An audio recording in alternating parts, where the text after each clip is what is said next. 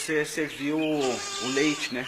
O leite que a gente usa para dar para elas. Que é leite de vaca. Na verdade, nesses 2 últimos anos, como eu uso o leite de vaca para a queijaria, eles estão tomando um leite que é um sucedâneo, um leite de bezerros, que a gente põe no soro do queijo, que já tem bastante proteína, e eles se alimentam com fortes o suficiente para poder manter. Então a gente usa essa estrutura para colocar o leite para eles aí. Peraí, esse sucedâneo então é uma coisa artificial, não? Que Não, ele é um leite em pó mesmo. Ah, tipo um leite em pó.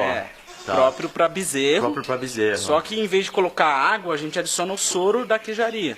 E aí o animal, o soro tem muita proteína. Então é o soro com o sucedâneo. Ele vira um leite novamente. Tá. Né?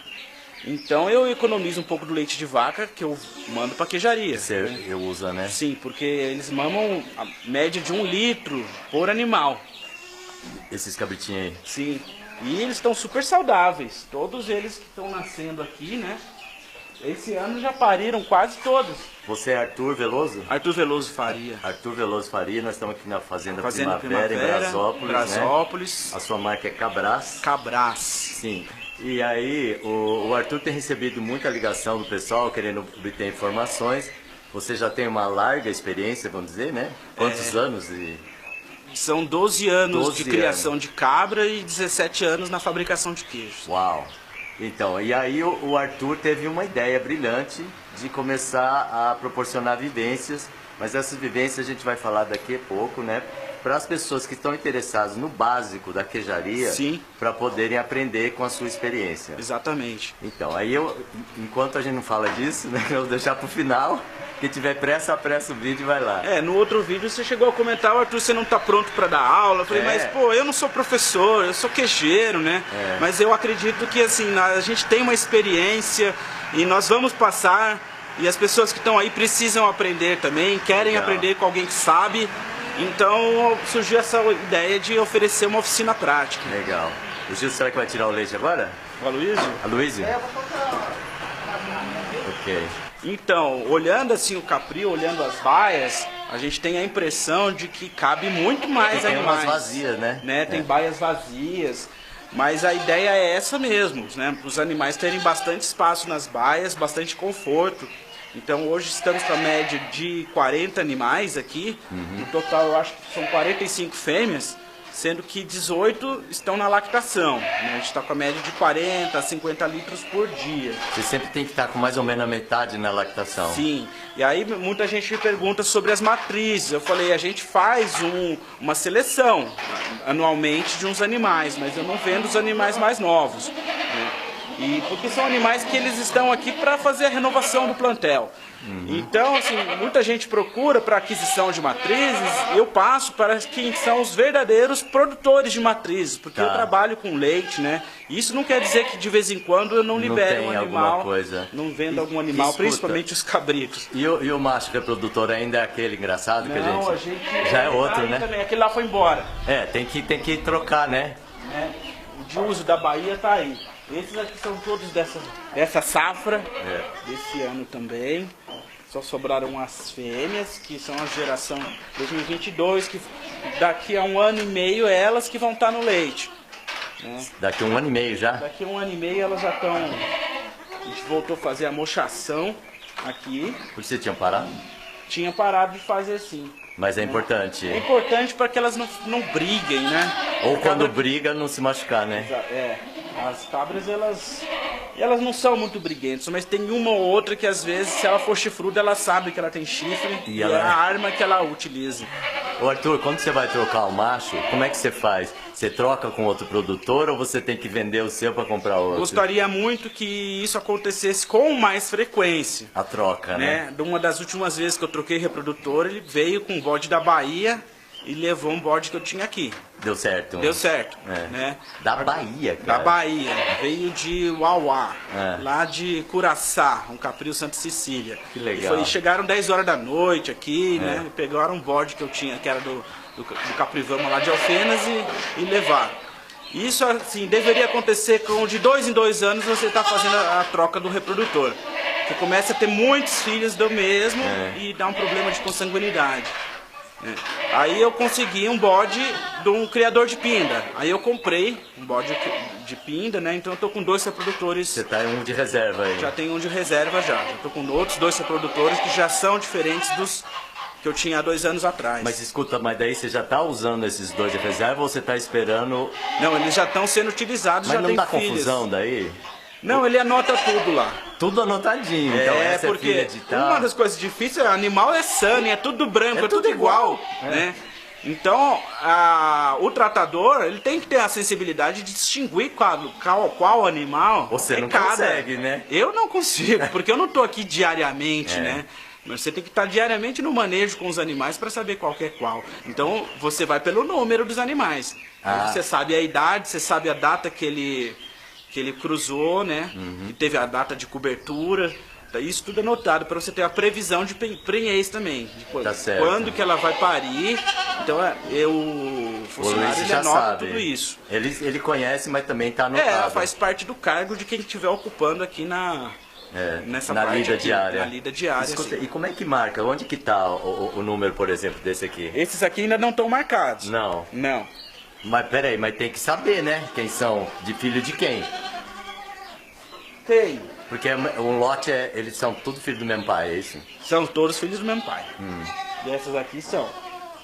Uau, Como eu não estou fazendo isso, é muito mais importante para quem é o criatório que faz o registro controlado junto à Associação Brasileira de Criadores de Cabras. O seu é só para ter uma saúde melhor, Isso. para não pra gente bagunçar, poder né? identificar, Tá, né? legal. Essas comidas que você dá, o que é esse aqui normalmente? Eu tinha visto um que estava cheio aí, coxo. Esse aqui.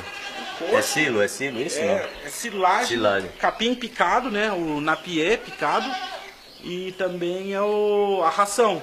E silagem você que faz, não? A silagem ela é produzida aqui na fazenda mesmo. Todo ano a gente faz um plantio de umas 5 sacas de milho, né? E dá 50, 60 toneladas de, mais ou menos, dessa silagem que ela é fornecida para todos os animais da criação aqui da fazenda. Inclusive as vacas. Inclusive as vacas e o gado de corte também que fica nos outros pastos. Tá. Porque numa época de seca dessa, tem um gado de corte da fazenda, seca muito pasto, então Tem é que complementado complementar. no coxo. Tá. Com que idade que o cabritinho já começa a não mamar e poder mastigar? Com um mês ele já começa a comer um pouco de farelo para estimular o rumen. Então ele já pode começar a comer um pouquinho de ração, um pouco de farelo. Farelo do que? De trigo? Farelo de milho. De milho. É. É. Farelo de milho misturado com às vezes um pouco de feno. E isso depende da disponibilidade do que o produtor tem no seu quintal também. Tá. Né? No geral aqui nós trabalhamos com o capim napier, a gente não usa muito o feno, né? Então geralmente é servida a silagem já, ou um pouquinho de ração, que seria uma ração de bezerro para os cabritos. Mas caso de diminuição de custo mesmo, é o mínimo possível. No começo, antigamente, eu comprava ração para cabras de leite, ração para cabras em manutenção, aquelas que não estão produzindo, e ração para os cabritos que... Então eram 3 tipos de ração de cabra. A gente teve que fazer uma mudança no manejo, porque o custo disso é enorme. Sabendo que o que paga a ração é a venda dos queijos, né? Então, o que entra com a venda dos queijos é o capital que vai pagar a ração delas. Eu só vou tirar o lucro que eu ainda não vi, é depois que a gente fizer o cálculo de tudo que gastou, né? Tá. No mês e no ano. Leite in natura, você nem pensa em vender. Não, o problema do leite in natura é que existe uma demanda que ela é mais medicinal. É. Quando as pessoas têm a intolerância à lactose, uma alergia à proteína do leite de vaca. Então essas pessoas aparecem geralmente no começo do tempo frio. São crianças que têm esse problema e daqui a pouco elas desaparecem. Porque não para de tomar leite. Não. Então, se eu embalar 10 litros de leite de cabra por semana, e mesmo que eu encontre um empório, um supermercado que pegue esse produto para deixar congelado, ele não vai ser vendido. É demanda instável, né? Então eu prefiro utilizar na queijaria para fazer queijo. Tá certo. Arthur, uma última pergunta antes de você me levar para algum lugar que eu não sei onde é ainda. Aqui que altitude nós estamos? A gente está a 1.400 metros de altitude. 1.400. Tem algum impeditivo em altitudes mais baixas, altitudes mais altas?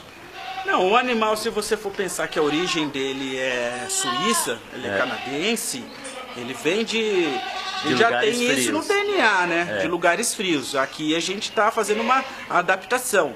Isso não quer dizer que as crias não sofrem com o frio, com o vento gelado. É muito importante você, durante o período de nascimento, estar fazendo uma proteção nas baias, de estar colocando umas palhas, um capim e fechar os lugares por onde o vento levanta. Mesmo a raça sendo adaptada ao frio. Mesmo elas sendo adaptadas ao frio. E ao calor, por exemplo, se vai para a Bahia essa raça? O fato dela ser uma cabra deslanada, né, sem a lã, ela aguenta bem também. Não é a raça mais indicada para criar, mas hoje ela está difundida em todo o Brasil. Tá, legal. Arthur, agora é com você. Me leva aí o que você quer mostrar. Vamos lá.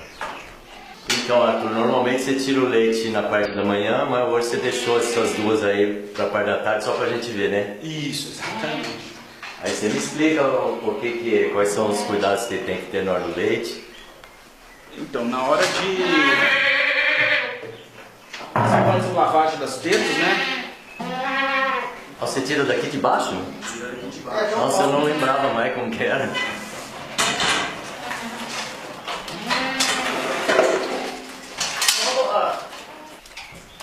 Isso aí você tá lavando com o que, Luiz? Eu só uso água. Só água? É. Ah.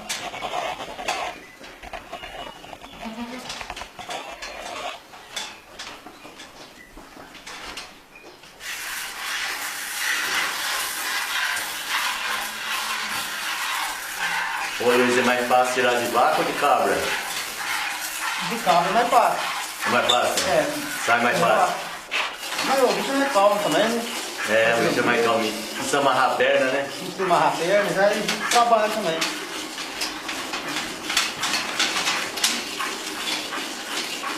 A cabra aí está produzindo a média de quanto? 2,5, 3 litros.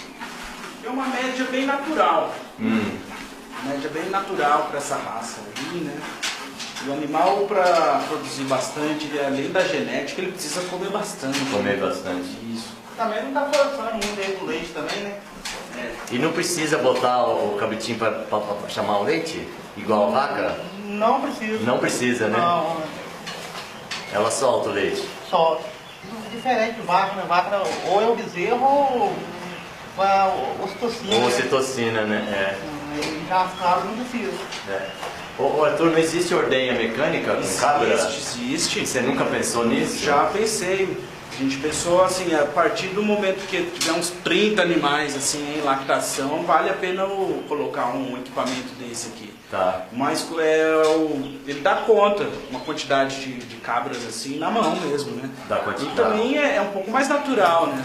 Sim, Mas na o animal mão, se né? adapta. O animal se adapta. Ali, Deu o que? Deu uns 3 né? litros? Por quilo, 3 quilos. 3 quilos? Ah, aqui Ou mais, tem uns quase uns 3 litros de leite numa cabra só. Mas aí que você demorou mais pra tirar, juntou mais, né? Do que de manhã, Eu né? tirei um pouco dela de manhã. Ah, para não Tem uma sofrer. esgotadinha. Dá, pra não sofrer, né? É, pra não deixar muito tempo. Legal. Então, assim, se você fizer esse sistema de adotar 2 ordenhas, um animal às vezes dá 3 litros de manhã e 2 litros à tarde. Certo. Então, se você for juntar, não, essa cabra tem potencial para produzir, tem. Mas você tem que dar uma estimulada na alimentação dela para que ela forneça o leite de manhã e forneça à tarde também. Isso vai depender, como eu estava falando na nossa conversa no carro, da demanda que você está tendo do produto. Então, se você tem tantas cabras de lactação, você quer produzir entre 40 a 60 litros, no meu caso aqui, você consegue estar direcionando essa quantidade para ter um custo de produção menor. Tá.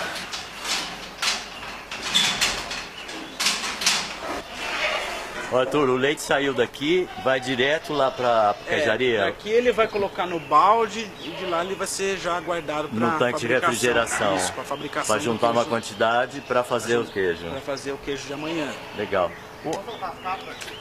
Valeu. Então, Arthur, uma coisa que acho que é importante as pessoas saberem, né? Quem está criando cabra, que se você quer fazer queijo, né, você vai ter que dar pro cabritinho beber leite de vaca. Isso. Que é um leite mais barato. É. E aí você usa o de cabra para fazer seus queijos, né? É isso, né? Isso aí é o que geralmente nós fazíamos antes. Tá. Se você estiver utilizando leite de cabra... É porque agora você está fazendo com aquele outro sucedâneo. É um sucedâneo. Tá. A gente adiciona o soro, né? Como eu falado. Tá certo, beleza. Então, vamos dizer que a pessoa, para uma relação, né? 10 cabras, quanta vaca você vai ter que ter produzindo, vamos dizer, em média 10 litros de leite? Uma vaca. Uma vaca? Uma vaca. Uma vaca para 10 cabras, Isso. mais ou menos. É. Aí alimenta os cabritinhos. Sim. Legal. Você pode ter uma ou duas, né? Mas você tem sempre que ter uma, né? É. Tá. Senão você vai ter que comprar leite do vizinho. Uma no leite. Tá Uma no certo. leite. Tá certo, legal. Vamos lá, Queijeira? Onde que você quer mostrar? Vamos lá. O bode fica naquele lugar lá? Fica. Aquela baia lá. Naquela baia. É que tem história, né? O bode que convive com as cabras acaba passando o cheiro pro leite, né? Nossa. Então, da outra vez que a gente filmou, eu estava no processo de elaboração de um queijo que não tinha ainda, né? Uhum. Eu sempre quis trabalhar com um queijo mofado na linha do camembert francês. E a gente aqui no Brasil estamos em busca de uma identidade, né? Cada local tem uma identidade regional, não trazer tudo que é de fora, né? E isso está crescendo a cada vez mais. Então nós sempre fizemos queijos mais tradicionais, começamos a fazer uns queijos mais elaborados. Uhum. E um deles que nasceu nesse tempo é o... Nossa, que lindo! Ai. Esse aqui é o Selvagem. Selvagem. Ele começou como sendo um queijo com mofos selvagens mesmo, que a gente tem presente no ambiente. E como que você captura esse mofo, cara? Não sou eu que capturo, é o queijo que captura. Então, mas em que ambiente você deixa ele? Você deixa ele numa caverna? Você deixa ele no ar livre, o leite? Aqui. Mas como que ele vai entrar aí dentro? Queijaria, né? Ele entra quando você tira algum queijo lá da câmara fria, que lá já tem um pouco do mofo selvagem. Então, né? é o que tem aqui nesse ambiente. Sim, da queijaria. Só que assim, o mofo verde que estava no ambiente, o azul, que ele eu ainda não mandamos ele para o laboratório, mas ele vai ser mandado, eu acho que eu chamo Goetrichon. Nós esterilizamos esse ambiente aqui e aplicamos o camembert, o mofo do Penicillium camembert, que é um mofo utilizado na fabricação do brie e do camembert. E depois dessa esterilização, o verde sumiu. Então... Esse predominou. É uma coisa que eu quero nesse momento, porque estamos ainda nesse processo de transição do mercado. Não é todo mundo que vê um queijo de casca verde que não seja o gorgonzola vai aceitar. Tem coragem de comer. Mas quando a pessoa vê um queijo desse, branco, cara, com esse mofo dessa maneira, já parece um pouco mais apetitoso. É verdade. Isso não quer dizer que os queijos de mofo verde também não sejam. Mas eles têm, o aspecto. Eles têm diferenças. Né? E eles são lotes exclusivos. Né? Saiu um lote aqui, já começa outro aqui. Quer dizer, eles têm uma identidade, cada lote é diferente do outro. Cada lote é diferente do outro. E demoramos alguns 2, 3 anos para adequar a textura da massa para que ela pudesse suportar a quantidade de mofo que fica em volta. Né? Porque o que acontece é que o mofo branco, qualquer tipo de mofo que se desenvolve na casca, ele ocasiona no queijo a proteólise. A proteólise é uma degradação da proteína. Então, por fora, ele está assim mais durinho, por dentro, às vezes, o interior ele vira uma massa mole. Aí que é gostoso, né? Então, essa ação, se você pegar o queijo fabricado no primeiro dia, ele vai ter uma textura uniforme de ponta a ponta. Quando você aí o mesmo queijo, você vai fazer esse processo de colocação no mofo, ele vai mudar totalmente a estrutura dele. Ele está em desenvolvimento, é um queijo vivo. Ele vai continuar vivo. Mesmo aí dentro? Mesmo que dentro. temperatura tem aí? Ah, aqui não tá tão frio, né? 5, 6 graus. 5, 6 graus, uma temperatura de geladeira praticamente. Temperatura de geladeira. Isso seria uma mini cave. Há outras maneiras de desenvolver esse queijo. Você tem uma câmara fria, uma porta só para ele. Tá, né? exclusiva para ele, para Ele controle. não pode ficar junto com os outros. Só que como a minha queijaria aqui é pequena, eu não tenho condições nesse momento de estar fazendo várias câmeras frias, a gente resolveu desenvolver esse produto aqui e tem dado certo. Sim. Né? Aí eu anuncio para as pessoas que são os entusiastas de queijos mais elaborados e no geral ele tem saído bem aqui pela região. Aham, legal. Esse é o selvagem, você falou? Esse é o selvagem. E aí ele continua na fabricação, né? Que é o Boursin, que ele é o carro-chefe da turma. É o que sai mais. Isso depende da época, porque ao mesmo tempo que ele é um queijo muito conhecido, assim, para quem já conhece os queijos, tem gente que nunca comeu. Então ele ainda vai ser, tem um longo caminho ainda para se tornar um queijo tradicional. É que você falou carro-chefe, eu achei que é o que saía mais, né? Mas como eu falo, tem épocas do ano que eu vendo mais desse aqui, e tem épocas que vende mais o queijo tradicional. Não existe queijo tradicional de cabra, nenhum é tradicional. Ainda não, né? Ainda não, no Brasil não. Não. Mas eu ia falar do chevrotin. Vamos lá. Porque quando se fala em queijo, a pessoa olha um pote desse, mas isso aí é queijo? Assim, isso aqui é queijo, cara, mas é uma forma diferente de Apresentação. apresentação. Chevrotin. Chevrotin, vamos lá, Pedro. Eu acho que era esse que você me falou da outra vez que estava fazendo, viu? Nossa, olha que coisa linda, gente. Isso é o capa preta. E essa capa é o quê? É uma resina. Ah, tá. Não é natural, assim, não é uma coisa que acontece. Não. O que acontece? Como o queijo passa muito tempo em maturação, esses tipos de queijo grandes, eles são feitos são queijos de massa dura, de longa maturação. Né?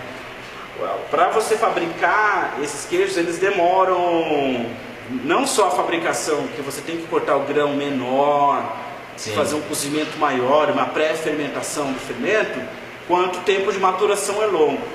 Então ele está propenso. Então é melhor isolar ele, Ele está propenso a pegar mofo na superfície, o que não é uma característica desejável para um parmesão. Sim. Não que não possa ter. Eu falo parmesão, gente, porque é uma receita desenvolvida através da receita do parmesão. Tá. Não é o autêntico parmesão. Quem comer vai achar que ele é o pecorino, mas também não é o pecorino. Tá. Não temos uma denominação técnica para ele que seria diferente, um nome local para ele. Né? Ele sai em São Paulo na loja de queijaria às vezes com outro nome. É um nome que chama Vila Brás, que é a tendência mesmo, como eu estava falando, de cada localidade ter a sua denominação. Né? Por isso que a gente consegue hoje em dia ter uma heterogeneidade de queijos pelo Brasil afora. Legal. Como eu estava falando da resina, ela protege a casca. A única função da resina é a proteção da casca. Beleza. Escuta, você consegue desligar um instante isso só por causa do barulho? Ah, beleza. Voltando ao parmesão. Esse é o parmesão de cabra? Ele também tem resina na casca. E você vê que tem uma pequena formação de mofo. Um aroma peculiar.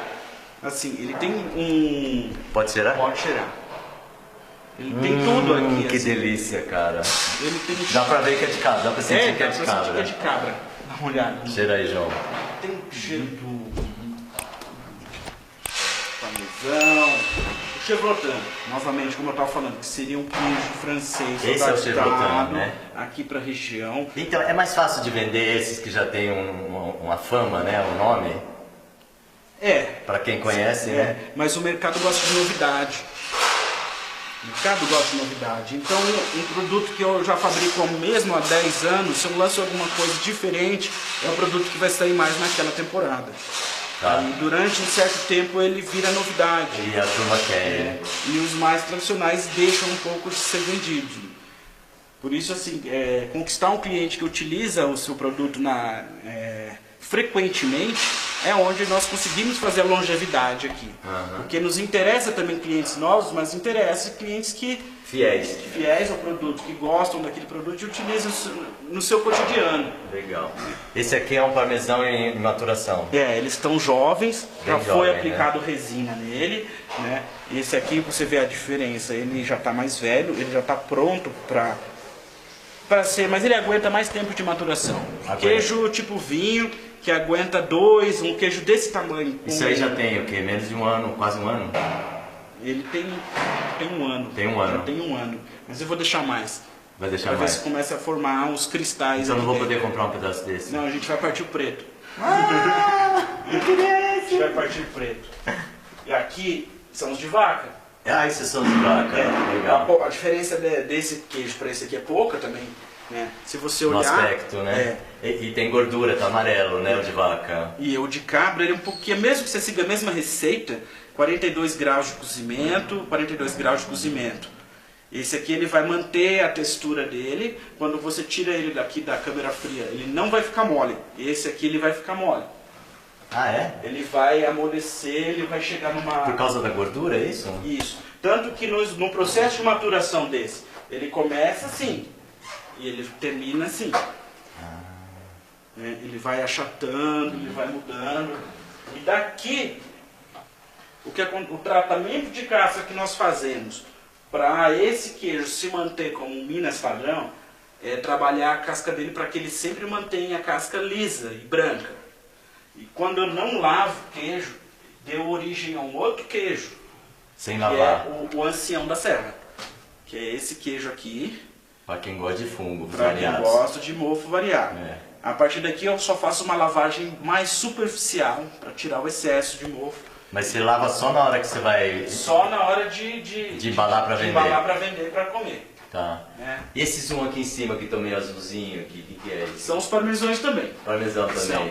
Ah, então tem mais parmesão. Tem. Legal. Vou pegar um desse aqui pra gente partir. Tem um queijo quadrado aqui.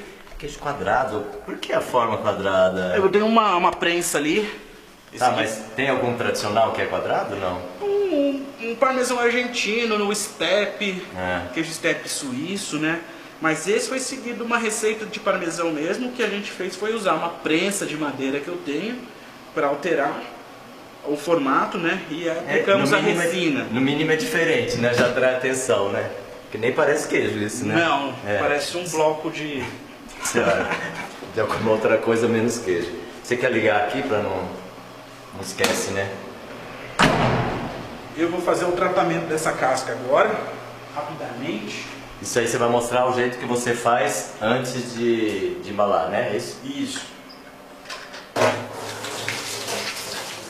Você vai tirando o excesso. Não pode raspar demais, né? Não. É só Não, o que você sai tira fácil. o terroir do queijo. É. Você pode lavar o queijo. Porque se você lavar, você vai tirar toda a característica que eu gostaria de obter nesse Sim. queijo. É, porque levou um tempo pra chegar aí, você vai tirando. Isso. Mas ele tá jovem. Tá jovem. Ainda é um queijo jovem. Isso você vai ver na hora que eu partir essa massa aqui, você vai ver que é um queijo que deve estar com uns 2 meses de maturação. Ô Arthur, esse queijo seria um queijo de cabra curado. Esse é Sim. vaca. Ah, esse é vaca? É. Ah, tá. O ancião da serra é um queijo... como eu só tinha um tipo de queijo de vaca aqui também, que a gente vende Que era mais. aquele que parecia um prato, né? Que é um Minas curado. Ainda tem aquele? Tenho. Eu resolvi trabalhar com outro tipo de queijo mais rústico.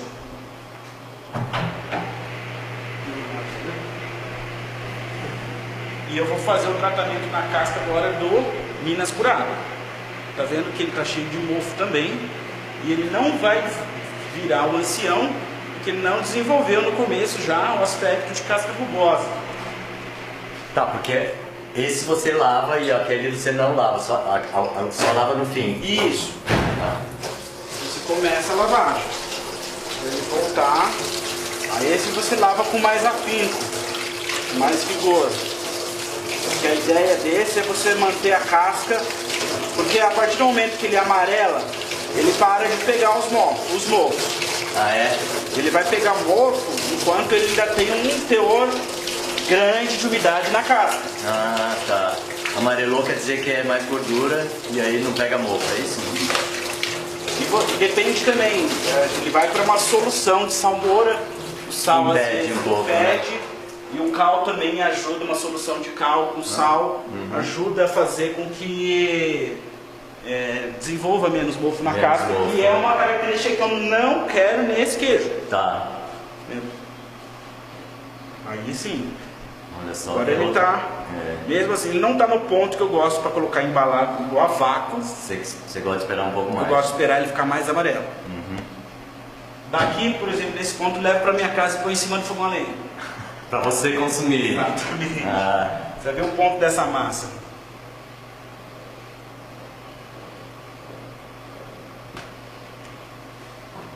Nossa. Tá vendo que é uma massa firme? Quase que não tem furinho. Não, é porque a massa é bem pressada mesmo. Mas ele tem uma textura untuosa. Textura bem macia.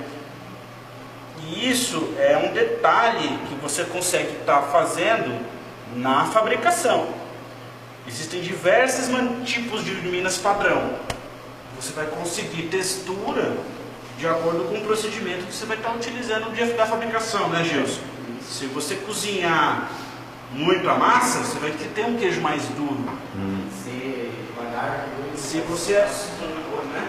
Pode falar. Fala aí, Gilson. O cozimento da massa tem que ser devagar também, não pode ser depressa. Ah, tem que ser aos pouquinhos, né? Se cozinhar mais depressa fica emborrachado, Tá. não fica legal. Perde a maciez e vira uma borracha. A prensagem também é bem prensado, de um dia para o outro. Toda hora tem que estar virando. Legal. Aí, João, experimenta, eu quero ver. Esse aí gosta de queijo, viu? Muito bom. Textura. Bom. A textura dele é perfeita. Esse tem quanto tempo? Esse?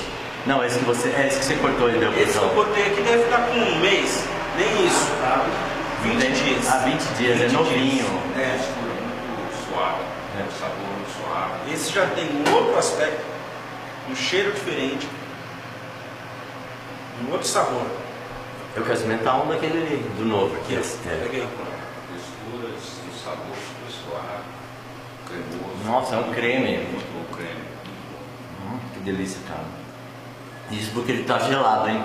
Se deixar fora da geladeira ele fica mais gostoso, não é? Esse agora como se chamou? Rústico? Como é que chama? Mais rústico. Esse já é um outro sabor. Ele pega mais. Posso pegar? Esse aqui? É esse, né? Mais aquele cheiro do chulé forte. Ah, esse aqui já é mais chulé, né? Vai lá, Mais picante, talvez. Esse, né? é bem isso mesmo, chulé. É pra quem gosta, né? Não é para outra coisa, mas já tem. Você gosta desse também? Eu adoro Qualquer queijo. tipo assim, e quanto mais assim, melhor para mim, me agrada mais o paladar. Já tem uma certa picância. Agora a gente vai pegar um chevrotan.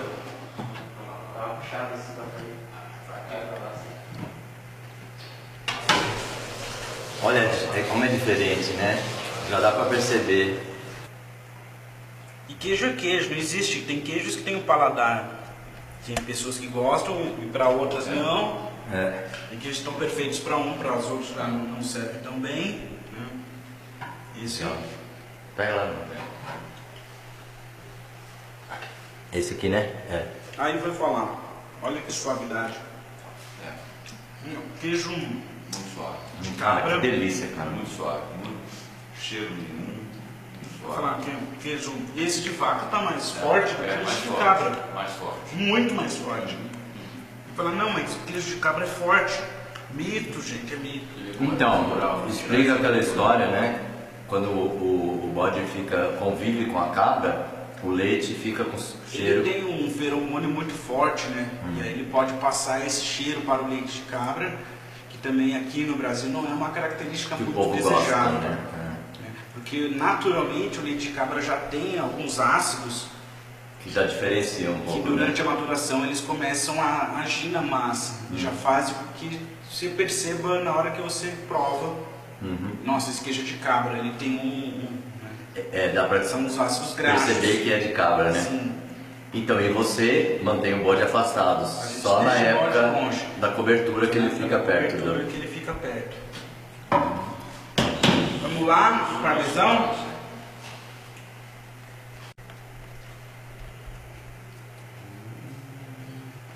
Essa faca tem corte?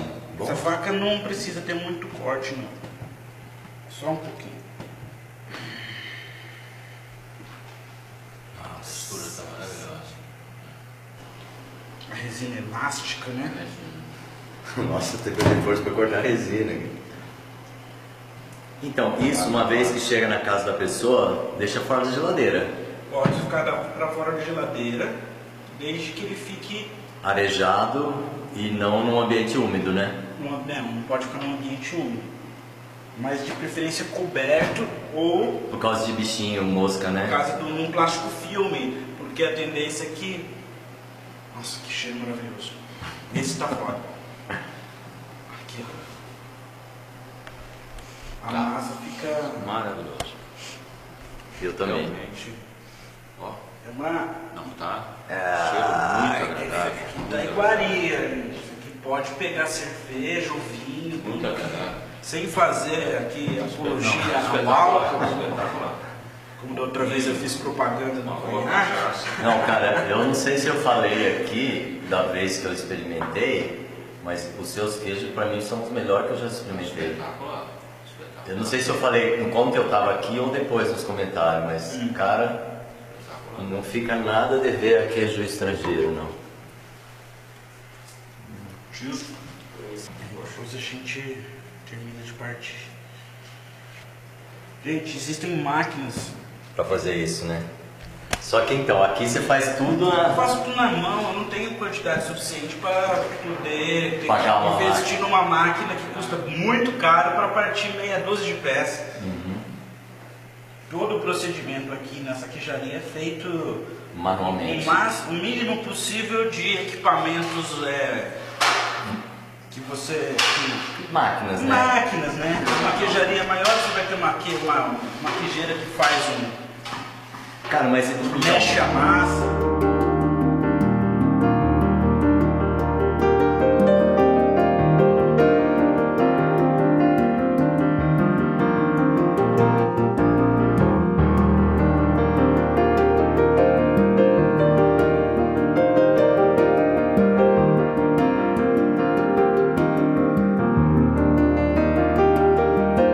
Sobre essa coisa surgiu, não acho que no nosso bate-papo do primeiro vídeo, sobre essa demanda que existe, né, das demanda de pessoas. pessoas que Querem estão aprender. querendo aprender a fazer queijo, seja para consumo próprio, ou seja mesmo para revenda, né? E aqui a gente tem uma estrutura pequena, porque é uma queijaria que eu já trabalho com o mercado. Então a gente resolveu, eu conversando aqui com o Gilson, nós oferecermos um tipo de uma oficina prática de fabricação de queijos, onde vai ter um conteúdo de 4 tipos de queijo que nós vamos estar oferecendo. Seria um queijo tipo frescal, eu vou estar falando de como que é o procedimento de estar fabricando um queijo frescal, um iogurte natural, uma massa para fazer mussarela, nozinho, palitinho, provolone, e também o Minas padrão, né? Tá. Que é um queijo Minas mesmo. Então esse curso vai ser oferecido, essa oficina vai ser oferecida durante a semana, seriam segundas e terças-feiras. Mas isso você vai ensinar num dia só? Porque na verdade a pessoa não vai acompanhar um dia todo de produção. Tá, desde a tirada do leite. A tirada do leite, passando por todos os processos de pasteurização, de mexedura. E durante o processo que vai acontecendo essa fabricação, a gente vai dando as dicas e as orientações, os utensílios a serem utilizados, da qualidade do leite, da quantidade dos equipamentos. E aí você já vai ter leite, quer dizer, queijos já numa etapa ou outra do processo mais adiantada para poder mostrar, né? Por exemplo, a mussarela e o padrão. Porque a mussarela não é um queijo que você faz no mesmo dia. E não no mesmo dia também. Então você precisa preparar uma massa para começar a mexer nela no dia seguinte. Tá certo. O padrão também, né? Sim. E você vai ter que ter para experimentar aí também, Vou ter todos os produtos aqui para experimentar. Isso é importante para o pessoal experimentar. Tanto de cabra quanto de vaca, para poder ver qual que é a diferença. Então você vai ensinar os dois ou basicamente é o mesmo processo para os dois? São processos diferentes. Todo queijo começa igual e termina diferente. Né? A gente vai falar de tipos de fermento, vamos falar dos tipos de coalho, de algumas maneiras de maduração, de tipos de queijo, quanto a característica da massa. Então, mas o procedimento para o queijo de vaca é diferente do procedimento para o de cabra? Não. Não? O procedimento é o mesmo. São algumas diferenciações no uso do fogo, da temperatura. Tá, pequenos detalhes. Então, assim, você precisa saber aonde você quer chegar primeiro. Um queijo de massa mole, um queijo de massa dura, para saber qual o procedimento que vai ser adotado. Né? E você pode fazer um queijo, mas você não sabe o resultado que ele vai ter. Então aqui a gente tem uma prática. Eu quero queijo mole, um queijo mais duro, para você. Então a gente vai dar essas dicas durante o dia da fabricação. Tá certo. Mas não é um curso, como eu estava falando, que você vai ter que ficar sentado vendo muito teoria. É um curso prático de fabricação. Um curso prático. A pessoa vai acompanhar um dia de fabricação, com 2 dias de fabricação inteiro. Legal. E também personalizado. Eu não quero mais que 4 pessoas. Você não quer mais que 4 pessoas, por quê? Porque não rende? Não, é porque eu quero mesmo uma experiência que seja um pouco mais personalizada mesmo, assim. Tá. Além de não render, fica muita gente, pouco equipamento, né? Para que todos possam participar das atividades, né? Enquanto um está lavando o equipamento, um outro está fazendo isso, todos vão passar pelas mesmas atividades. Se você tem muita gente, Não dá para todo mundo fazer. sobra pessoas e alguém vai ficar de fora e não vai continuar o processo e não vai aprender fazendo. Porque já é muito de aprender fazendo, é como se fosse uma oficina de culinária. Tá. A mão tem memória, né? A mão tem memória, né? Apertar a massa, ver o ponto da massa, é diferente de eu explicar para você por um vídeo de como se faz o procedimento de estar realizando o queijo, né? Então aqui a gente tem todas as ferramentas necessárias para poder você sair com o seu conhecimento e fazer o seu queijo em casa. Ô Arthur, como é que o povo acha você então? As pessoas vão poder me encontrar pelo Instagram. Pelo meu Instagram. Como é que é o seu Laticínios Instagram? Cabrais. Laticínios Cabrais. Isso. Beleza, a gente vai deixar escrito aqui na descrição. Isso. Aí manda mensagem pelo direct. Pode pra você. mandar. E também pelo e-mail, que é o Arthur, com TH, Veloso com S, @hotmail.com. Tá bom. Agora, no rótulo do Cabrais tem o seu telefone? Tem também, apesar que as letras são bem miudinhas. Não, mas sabe por que eu pergunto isso? Porque muita gente vai querer preferir pelo WhatsApp porque eles acham que chega mais depressa, Sim, né? sim. Tá, então Mas pode se tentar. preparem, viu? Tá certo, então. Então tá bom. É isso, Arthur? É isso.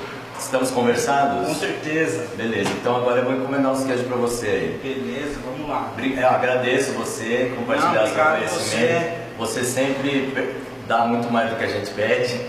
É muito legal isso aí. Na verdade, é um trabalho que a gente faz todos os dias, né?